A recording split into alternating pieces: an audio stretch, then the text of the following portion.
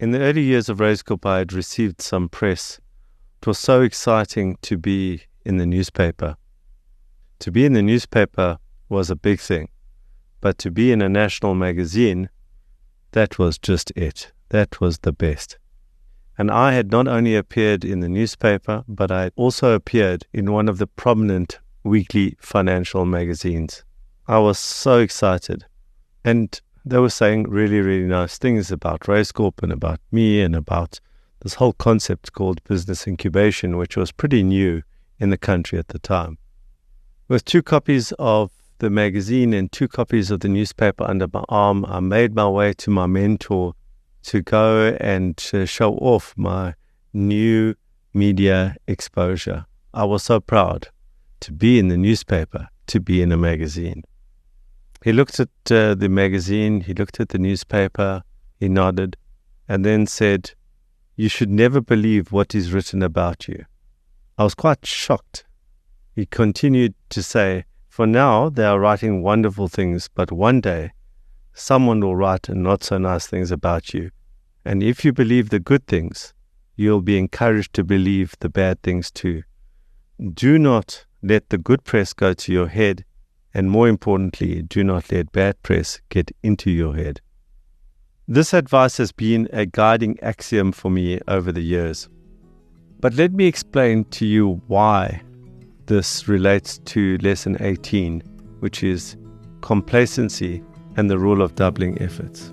I'm Gareth Armstrong, and this is a Razor's Edge podcast. And yes, there are 17 other episodes in this series. This is number 18, and we have 2 more to go. This series is all about learning from the successes and failures that Allon Raiz, CEO of Raiz Corp, has experienced over the last 20 years. I hope your notebook is filling up, and in this conversation, there are again a whole host of gems that I'm certain you're going to be writing down. So if you need to sharpen that pencil, do so quickly, because we're about to rejoin Allon for that explanation. So that was back then when newspapers and magazines were a big thing. But today, this could be about exposure on one of the social media platforms, on a podcast, on TV, etc. for you. So in essence, this is about internal locus of control. On nearly every streaming service today, like Netflix, Showmax, Apple TV, etc., there is some series about a very successful entrepreneur, be it about the We Crashed, which was about Adam Newman and WeWork, whether it was about the Spotify story, and many others.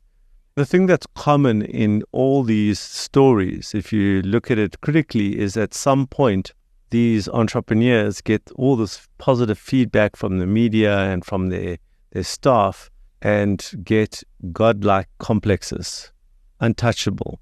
They are the new Caesars about to take over the world. And yet in every single story, they come crashing down.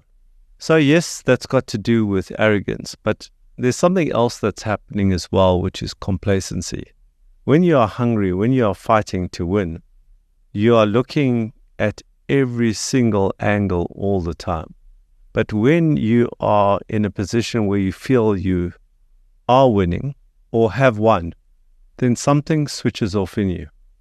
The rot of complacency sets in. And complacency is not necessarily about working hard or being lazy. It's about fighting for those nuances. It's about fighting for those inches. It's about fighting for the angles. It's about fighting for everything all the time, like you did at the beginning of your journey. A few years back, I went to a talk by Brian Chesky, the founder of Airbnb. He was in his early 20s, probably 21, 22. And he was asked a question by the person interviewing him, which was, "What keeps you up at night, Brian?" And he turned around and he said, "Some 18-year-old in their room taking me out." The guy was 21, 22. He was worried about an 18-year-old who was out there, still hungry, still looking for those angles, still looking for the way in, a way to take him out, a way to take him down. They say success is the seed of failure, and failure is the seed of success. So how do you become successful and not allow the seed of failure to flourish? I love how Allon clarifies that complacency isn't always about laziness, which we might often associate it with, but rather about a different lens through which we see the world and a different energy that we approach the day's battles with. And to test ourselves, here's the question: how hungry are we really? At the time, Brian had every reason to be complacent. He was super successful. He was the number one player in the industry. He was first to market with something that good. And he was literally taking over the world one new B&B at a time. Or rather, 100 B&Bs at a time.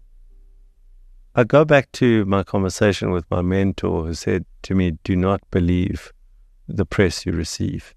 What he was trying to say to me was that I should, first of all, not find my motivation externally. I should not feel that an external person will have the ability to label whether I'm successful or not.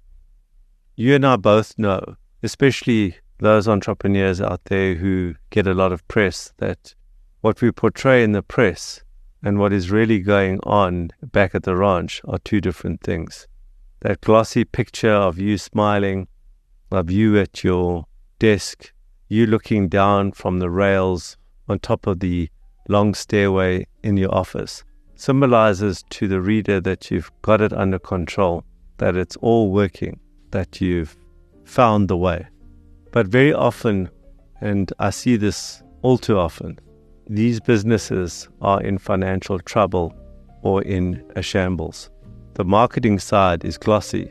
The inside of the business is not. There are two really important points here. The first is what Allon's mentor shared. Our motivation and drive need to come from within, because the risk of changing opinions and views from an external source can cause havoc with our confidence. And the second, there's a tightrope we walk when we begin to entertain and possibly feed our egos. Because of a skewed desire to play into a partly fictional role that has been created in the media, we run the risk of making decisions, whether in our businesses or simply with our time, that take us in the wrong direction. At best, we lose a little focus. At worst, we send our business off down the wrong path and ultimately to its demise. So if those are some of the risks, how do we avoid this? Here are Allon's 2 rules. I was taught a very, very important lesson, and that is the rule of doubling down, the rule of doubling efforts. So it makes complete sense that when you lose an account, and we've all lost an account or lost a big deal or lost a tender or lost an opportunity, we've all been there. It makes complete sense that when you go through one of these losses, that you might respond by doubling your efforts. I'm going to show them. I'm going to go after their competitors as a client. There might be some drive, some anger in you, and that's fantastic. But the real secret is to do the same thing when you win an account, when you win a tender, when you win a proposal, when you win an opportunity. Because when you win, that is when you are most susceptible to that seed of failure entering your organization. So create the habit early on your entrepreneurial journey to double your efforts every time you win and every time you lose. But there's another rule that accompanies the double down or double up rule, and that's the 24-hour rule. And the rule goes like this. If you win a deal, you only have 24 hours to celebrate. If you lose a deal, you only have 24 hours to commiserate. It's important that you allow yourself to celebrate, and it's important that you allow yourself to commiserate. But the timing is important, and the fact that you get into the habit of not having long, languishing, dwelling time on all your losses, or long celebratory weekends or weeks celebrating these big successes that you've had. That should never enter the culture of your business or become a habit that you cannot break. 24 hours. That's it. In my podcast on the false start, you will find all the clues that the seed of complacency has entered your organization. Go listen to that podcast to see if you have, unfortunately, the seed of complacency growing in your organization. So, lesson 18. We have 24 hours to celebrate, or 24 hours to be miserable if needed. We double down when we lose. We double down when we win. Head over to raizcorp.com where you'll find similar resources to this one, and also the opportunity to sign up for notifications to stay updated on new releases. In addition to this, follow Raiz Corp on your favorite social media platforms where you'll find additional updates about this podcast series and others we are producing. My name is Gareth Armstrong, and I'll see you in the next lesson.